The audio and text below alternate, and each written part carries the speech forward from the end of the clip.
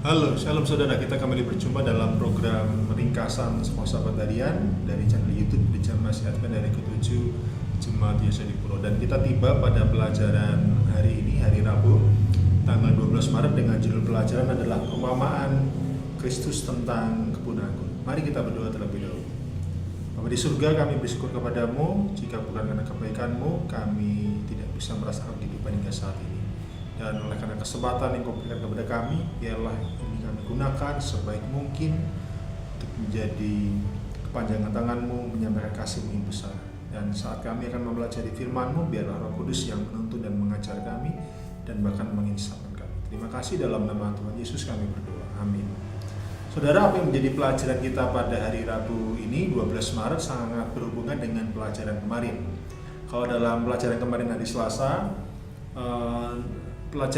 penulis pelajaran mengutip dari Yesaya pasal yang kelima mengenai kebun anggur Tuhan. Di sana dikatakan bahwa Tuhan sudah melakukan segala hal yang bisa Dia lakukan untuk kebun anggurnya.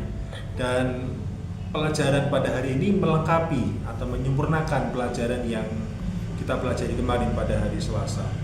Dalam Matius pasal 21 ayat 33 hingga 39, di sana mengisahkan ketika Yesus membawakan perumpamaan mengenai kebun anggur. Kita tahu Yesus memiliki banyak pengajaran lewat perumpamaan. Tentunya pelajaran itu haruslah dimaknai bahwa perumpamaan itu tidak bisa diterapkan secara literal, tapi perumpamaan itu memiliki makna. Begitu pula dalam Matius pasal 21 ayat 33 sampai 39, maka perumpamaan tentang kebun anggur ini juga punya makna secara rohani. Garis besarnya adalah kalau kita membaca perikop itu bahwa ada seorang tuan tanah yang menanami kebun anggurnya, lalu membangun tembok sekelilingnya, dan kemudian dia menyewakan kebun anggur itu kepada beberapa orang yang menggarapnya. Dan ketika hasil panen itu telah tiba, dikatakan bahwa pemilik tanah itu mengirim hamba-hambanya untuk datang kepada para penggarap yang menyewanya.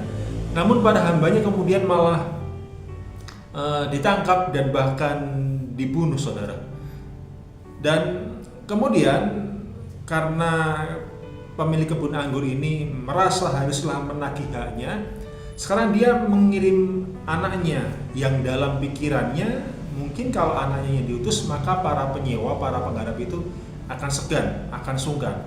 Tapi yang terjadi adalah bahwa para penggarap atau penyewa kebun anggur itu kemudian juga membunuh anak daripada pemilik kebun anggur ini. Di sini adalah sebuah gambaran seperti yang tadi saya katakan ini, perumpamaan haruslah memiliki sebuah makna.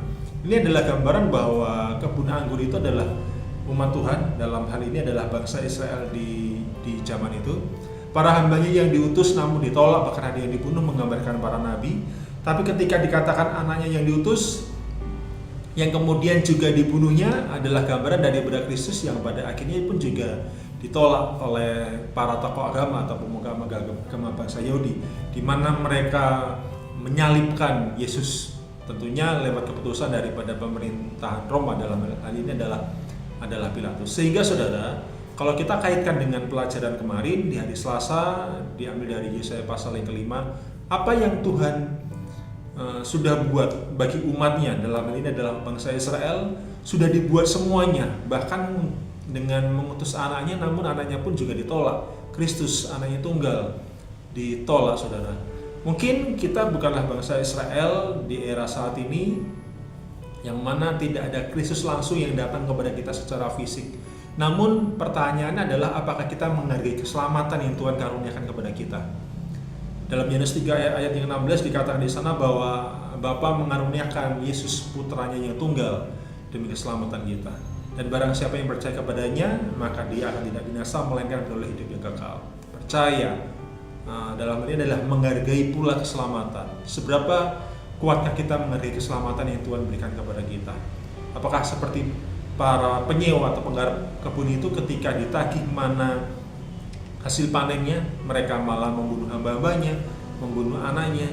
Dalam hal ini kita tidak langsung membunuh Kristus, namun saat kita tidak menghargai kesempatan keselamatan yang besar yang Tuhan berikan, maka sama halnya kita dalam tanda kutip kita membunuh Kristus. Saudara, marilah kita menghargai keselamatan besar yang Tuhan telah berikan kepada kita, dan jangan pernah menyia-nyiakan ini. Demikian pelajaran pada hari ini. Tuhan memberkati kita. Shalom saudara.